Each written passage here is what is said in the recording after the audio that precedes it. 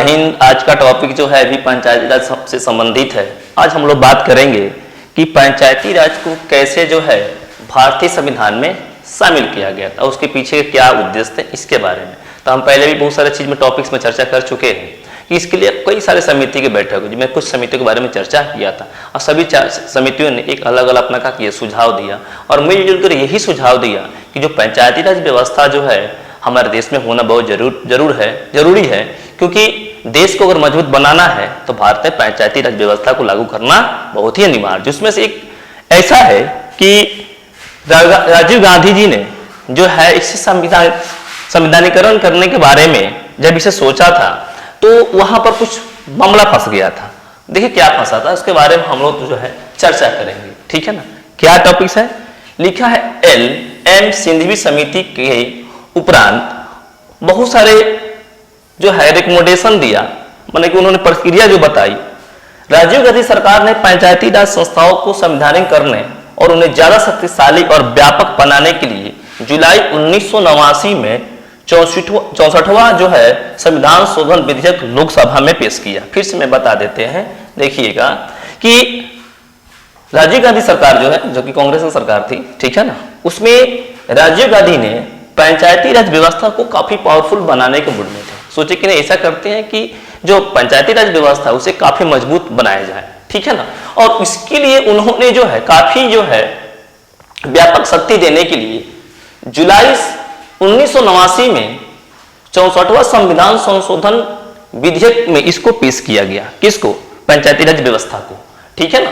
और यह अगस्त 1989 में लोकसभा में विधेयक जो है पारित हुआ, किंतु राज्यसभा में पारित नहीं हो पाया। इसका वजह क्या है कि जो विपक्षी पार्टी थी उनको मानना था कि इसे जो है मतलब पंचायती राज व्यवस्था को इतना ज्यादा शक्तिशाली बना दिया गया है कि उसमें जो है सारा कंट्रोल एक तरह से देखा जाए तो केंद्र सरकार के पास रहेगा, जिसे राज्य सरकार मानने के लिए क्या थे, तैयार नहीं थे। और इसको जो है निरस्त कर दिया गया, इसको मानने के लिए कोई तैयार नहीं हुआ, क्योंकि उसमें जो है अगर पंचायती व्यवस्था जो पंचायती राज जो व्यवस्था जो इतना ताकतवर हो जाता कि उसमें जो है ताकत तो पंचायती राज व्यवस्था को मिलता, लेकिन कहीं ना कहीं केंद्र सरकार जो सेंट्रल गवर्नमेंट है, संघीय सरकार है, वो काफी मजबूत हो जा रही थी। इसीलिए इसे जो है नकार दिया गया और मानने के लिए तैयार नहीं हो पाए।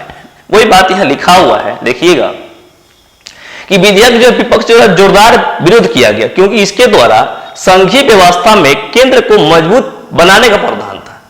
मतलब ये समझें कि ये जो विधेयक जो पेश हुआ था इसमें सेंट्रल गवर्नमेंट पावरफुल हो जाती, और हाँ पंचायती राज व्यवस्था को काफी शक्ति मिला हुआ था, बात तो बिल्कुल सही था, लेकिन कहीं ना कहीं सेंट्रल गवर्नमेंट इसमें बहुत पावरफुल हो जाती, ठीक है ना। इसे हटा दिया गया।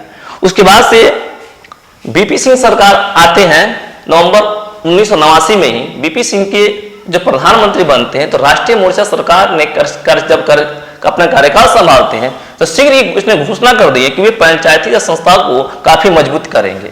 और जून 1990 में पंचायती राज संस्थाओं को मजबूत करने में संबंधी के लिए उन्होंने विचार करना चालू कर दिया। और बीपी सिंह की अध्यक्षता में आपके दो ही जो है राज्य के मुख्यमंत्रियों को 2 दिन का सम्मेलन हुआ, माने पूरे भारत के जो मुख्यमंत्री थे उनका सम्मेलन किया 2 दिन में, और उन्होंने एक बिल पारित कर दिया कि इसमें जो है आपका जो है पंचायती राज व्यवस्था को काफी मजबूत बनाना है। लेकिन हुआ क्या, सितंबर 1990 में लोकसभा में एक संविधान शोधन विधेयक प्रस्तुत किया गया, लेकिन बीपी सिंह की जो सरकार है कुछ दिन में क्या हो गई, गिर गई, और ये फिर क्या हो गया, ये आपका जो विधेयक जो है लंबित हो गया, मैंने इस पर कुछ काम नहीं हो पाया, ठीक है ना। उसके बाद से नरसिम्हा राव की सरकार आती है। देखिए कितना बड़ा जो है इस पर जो है लड़ाई चली है, तब जाकर कहीं ना कहीं पंचायती राज व्यवस्था को जो है संवैधानिक दर्जा प्राप्त हुई है। लास्ट सरकार नरसिम्हा राव सरकार की आती है। इनमें हम लोग थोड़ा चर्चा कर लेते हैं।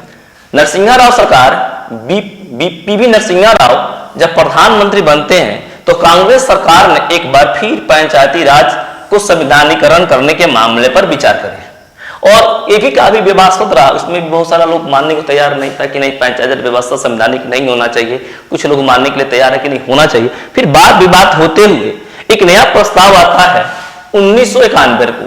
1991 में लोकसभा में संविधान संशोधन विधेयक प्रस्तुत किया गया, और ये विधेयक जो था 73वें संविधान संशोधन था, और ये 1992 के रूप में पारित हुआ और 24 अप्रैल 1993 को ही प्रभाव में आ गया। पूर्ण रूप से जो पंचायती राज व्यवस्था जो है एक संवैधानिक दर्जा प्राप्त कर लेता है और प्रॉपर ढंग से काम करना जो चालू करता है, ये काम करता है 1993 में।